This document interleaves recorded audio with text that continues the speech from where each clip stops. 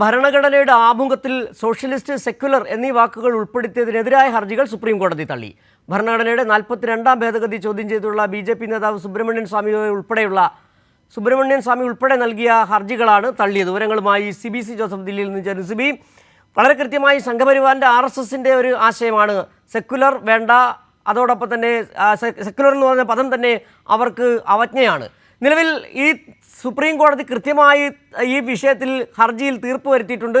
വളരെ വർഷങ്ങൾക്ക് മുമ്പ് നടന്ന കാര്യമല്ല, ഇനി എന്താണ് ഇപ്പോൾ ഇത്തരത്തിൽ ഹർജിയുമായി വന്നിരിക്കുന്നതെന്ന് ചോദിക്കുകയും ചെയ്തു. എന്തൊക്കെയായിരുന്നു സുപ്രീം കോടതി ചീഫ് ജസ്റ്റിസ് അധ്യക്ഷനായ ബെഞ്ച് ചൂണ്ടിക്കാട്ടിയ മറ്റു കാര്യങ്ങൾ?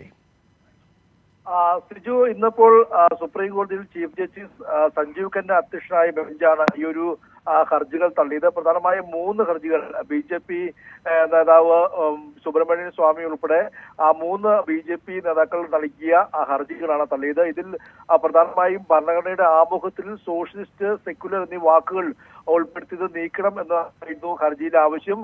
ഇത് ഈ 1976 അടിയന്തരാവസ്ഥ കാലഘട്ടത്തിൽ ഇന്ദിരാഗാന്ധിയുടെ കാലഘട്ടത്തിൽ കൊണ്ടുവന്നതാണ്. ഇത് 42ാം ഈ ഭേദഗതി അത് ചോദ്യം ചെയ്തുകൊണ്ടായിരുന്നു ഈ ഒരു ഹർജി നൽകിയത്.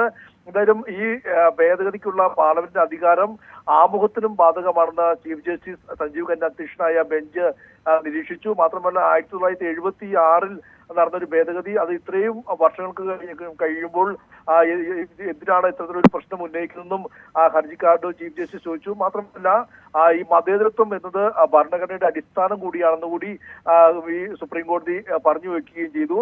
എന്തായാലും നമുക്കറിയാം, നാളെ ഭരണഘടനാ ദിനമാണ്. ഭരണഘടനാ ദിനം ആഘോഷിക്കാനിരിക്കുമ്പോഴാണ് എന്തായാലും ഒരു ഭരണഘടനാ മൂല്യങ്ങളെല്ലാം തന്നെ ഉയർത്തിപ്പിടിക്കുന്ന ഒരു വിധി ഇപ്പോൾ സുപ്രീം കോടതിയുടെ ഭാഗത്തുണ്ടായിരിക്കുന്നത്. അതുപോലെ തന്നെ സിജി പറഞ്ഞ BJPയുടെ ഒരു അജണ്ട കൂടിയായിരുന്നു ഈ ഒരു ഭരണഘടനയിൽ സോഷ്യലിസ്റ്റ്, സെക്യുലർ എന്ന വാക്കുകൾ മാറ്റുക എന്നുള്ളത്. എന്തായാലും അതിനൊരു വലിയ തിരിച്ചടിയാണ് ഇപ്പോൾ സുപ്രീം കോടതി ഉണ്ടായിരിക്കുന്നത്. എന്തായാലും ഭരണഘടനയുടെ ആമുഖത്തു നിന്നും സോഷ്യലിസ്റ്റ്, മതേതരത്വം എന്നീ വാക്കുകൾ ഒഴിവാക്കേണ്ട എന്നൊരു നിലപാടിലേക്ക് സുപ്രീം കോടതി അന്തിമ വിധി പറഞ്ഞിരിക്കുകയാണ് സിജു. ശരി, CBC ജോസഫാണ് വിവരങ്ങൾ നൽകിയത്. ഭരണഘടനയുടെ ആമുഖത്തിൽ തിരുത്തു വേണ്ട, സെക്യുലർ, സോഷ്യലിസ്റ്റ് എന്നീ പദങ്ങൾ ഒഴിവാക്കാനാകില്ലെന്ന് സുപ്രീം കോടതി.